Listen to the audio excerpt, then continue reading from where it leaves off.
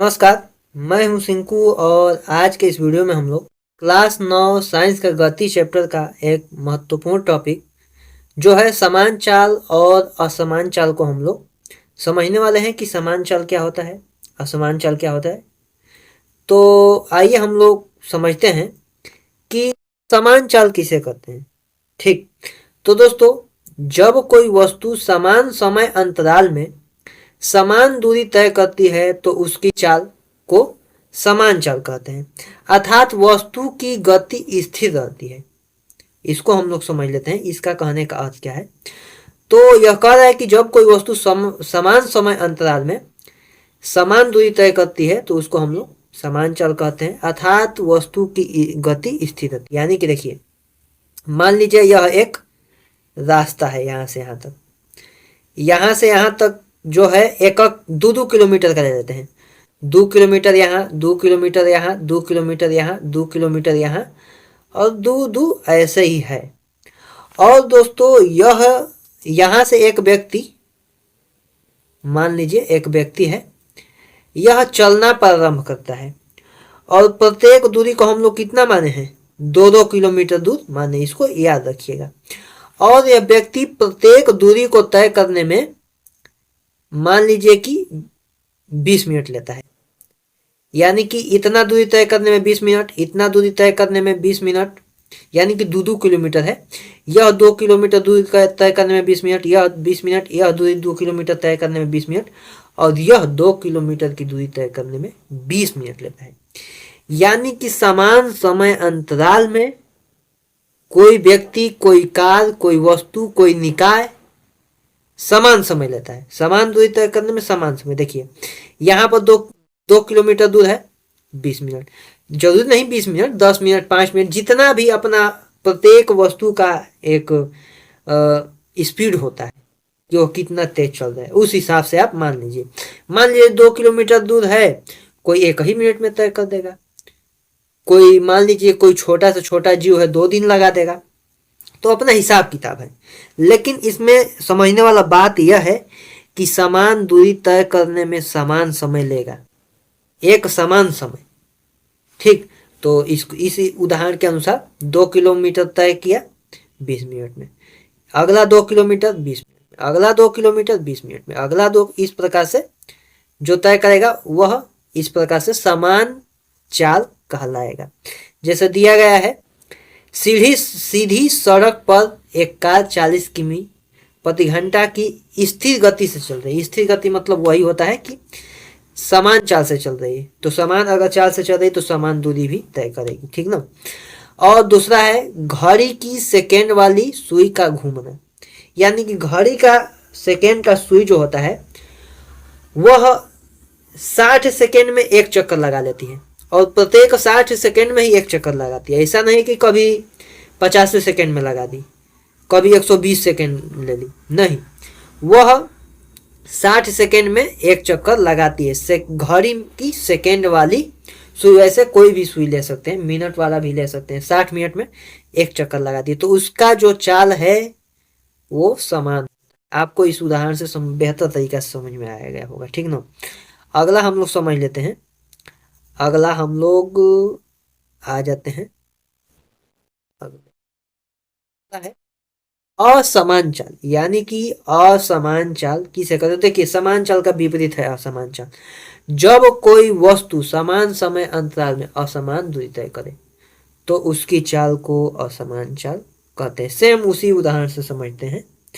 मान लीजिए यह एक रास्ता है, सेम 2-2 किलोमीटर, यहाँ से 2 किलोमीटर, यहाँ से 2, यहाँ से 2, यहाँ से 2, यहाँ से 2 और यहाँ से 2-2 किलोमीटर का इस प्रकार से दूरी है। आप समझने पर ध्यान दीजिए। आप इसको यहाँ पर पाई थोड़ा टेढ़ा हो गया है, इस पर ध्यान मत दीजिए। और यहाँ पर एक व्यक्ति है, व्यक्ति ही ले लेते हैं, जैसे कार, बस, ट्रक, आप कुछ भी ले सकते हैं। प्रत्येक की समान दूरी 2-2 किलोमीटर है। लेकिन देखिए, यह दूरी तय करने में यह व्यक्ति 5 मिनट लेता है। ठीक, और यह दूरी तय करने में 6 मिनट, फिर यह दूरी तय करने में 5 मिनट, फिर यह दूरी तय करने में 10 मिनट, फिर यह दूरी तय करने में 7 मिनट, और फिर यह दूरी तय करने में मान लीजिए 12 मिनट का समय लेता है। ठीक, जो है ना कि प्रत्येक अंक ही अलग हो सकता है 5-6 5-6 5-6 ऐसे ले रहा है। ठीक ना, तो देखिए प्रत्येक का दूरी 2-2 किलोमीटर है। हम बताएं पहले, प्रत्येक का दूरी जो दूरी है वो 2-2 किलोमीटर दूर है, लेकिन यह व्यक्ति यह 2 किलोमीटर दूरी तय करने में 5 मिनट लिया, इसको तय करने में 6 मिनट ले लिया, फिर इसको तय करने में 5 मिनट, फिर इसको 10 मिनट, इसको 7 मिनट, इसको 12 मिनट। यानी कि दूरी तो समान है, लेकिन यह तय करने में अलग अलग प्रकार का समय ले रहा है।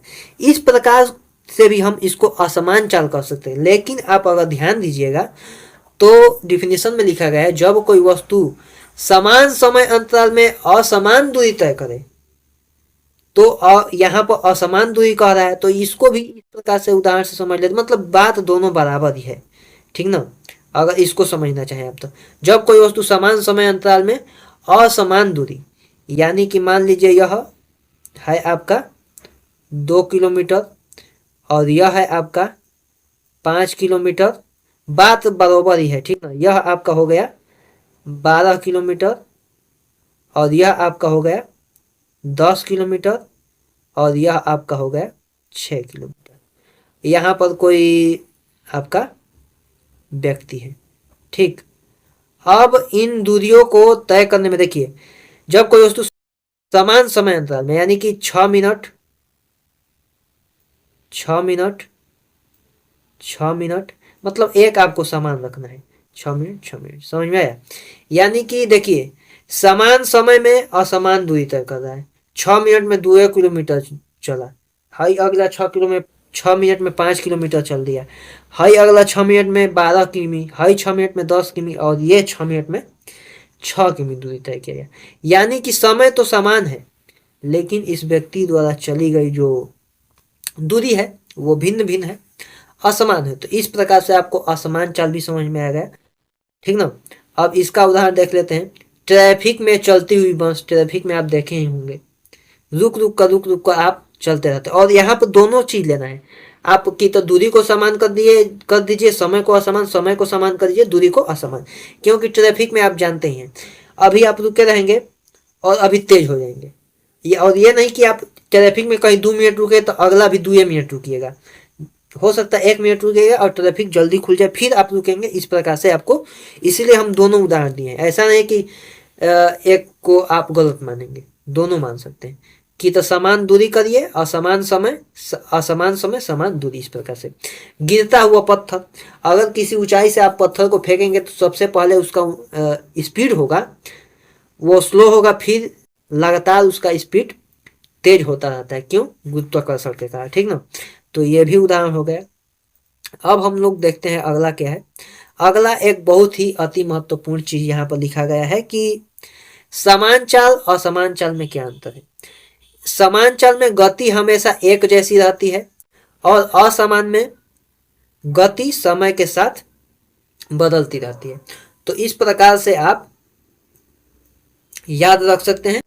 और अगर आपको ये वीडियो पसंद आया हो तो वीडियो को लाइक और चैनल को सब्सक्राइब जरूर करें। आपको समझ में आया होगा समान चाल और असमान चाल। ठीक, मिलते हैं अगले वीडियो में।